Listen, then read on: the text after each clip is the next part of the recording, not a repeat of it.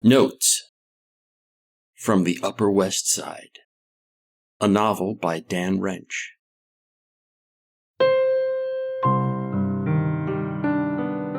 Chapter 144, Tolstoy. So what's the big deal about me dreaming I'm a candle and that I have a rat for a chum? Okay, maybe I wanted to make amends to the original real-life rat, for exterminating him the day he ran into my apartment. The candle part is an ass-ton easier to figure out when you remember my wick was Admiral Ballsy. So here's what happened in the last part of the dream. After the rat had been sniffing me up for a few, the door opened and this extra muscular version of Fonda strolled into the room wearing some space-age get-up, some silvery ancient alien suit.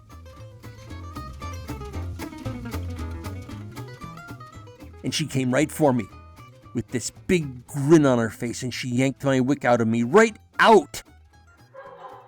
She was laughing her biceps off, and my friend the rat, as soon as he saw Fonda heading our way, he scampered out like he knew there was going to be some evil wick yanking, and he didn't want to be around to hear the screams.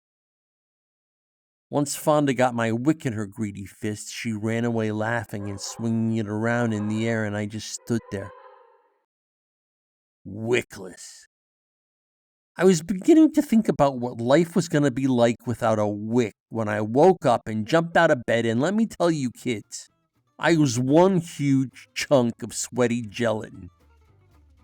I was pretty sure the whole wick thing was way deep, psychologically deep, something I should have jotted down and told Jessica.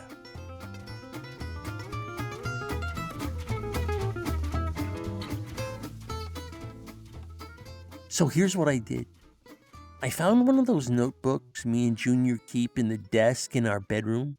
It had dollars and cents written in a column on the one used page, so I ignored that page and tore out the blank page behind it and was about to write down my dream, but instead, I decided to write up some song lyrics.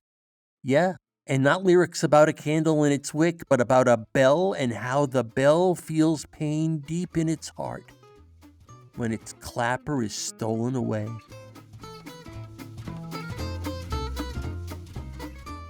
I wanted to set it in Italy with the rat maybe, but I ended up saying fuck Italy and the rat.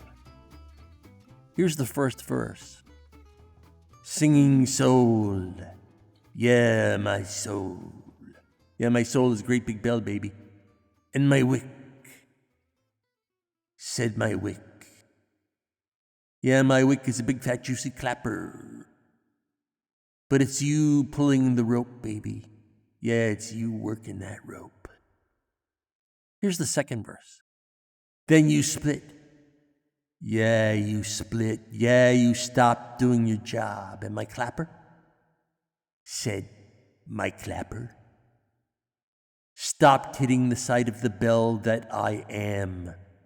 Where'd you go, baby? Where did you go?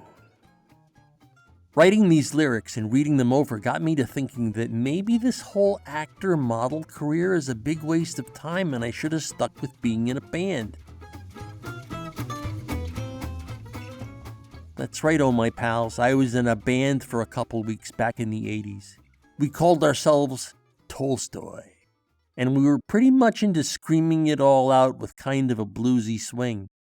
The bluesy swing meant you couldn't quite call us punk, but comparisons to the Stooges? Definitely in order. We had a total of one performance in a garage, or almost one performance. We started out great, but then a few songs into our set, the bizarre erupted.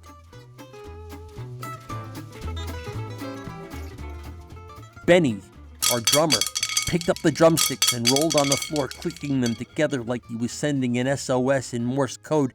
And whatever the clicking meant to Benny, it made him laugh really hard. Jock, the bass player, said, Hey, are you like schizoid, man? and Benny just kept laughing and clicking.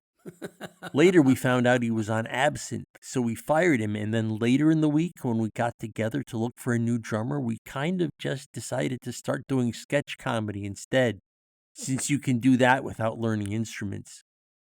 And that was that. Yeah, no big crack up. We just decided to start up doing sketch comedy, and then we never saw each other again. We forgot to schedule the next meeting, so it never happened, and the next thing we knew, it was 20 years later.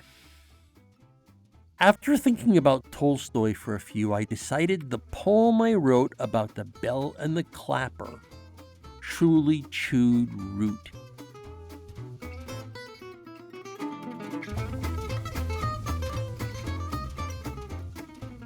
So I started over and made it simple.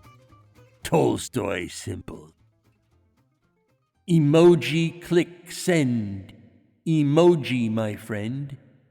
Click friend my send. Emoji. Now that's what Tolstoy would have jammed out. Right around then, the old phone started screaming the theme from Clueless and reminded me I had to get out and go to my weekly emote with Jessica.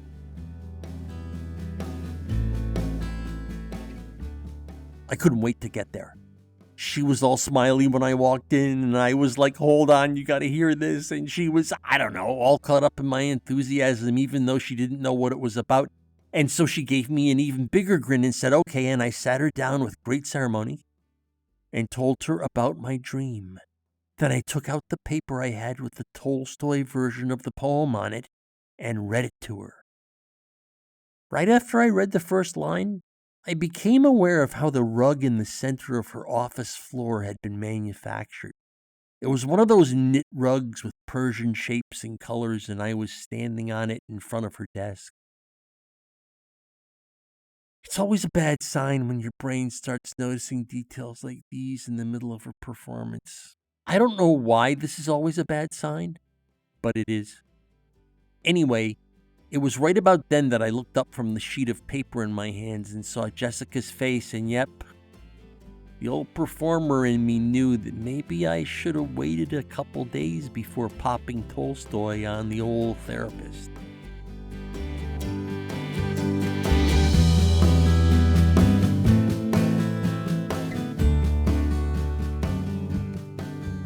Notes from the Upper West Side is a work of fiction.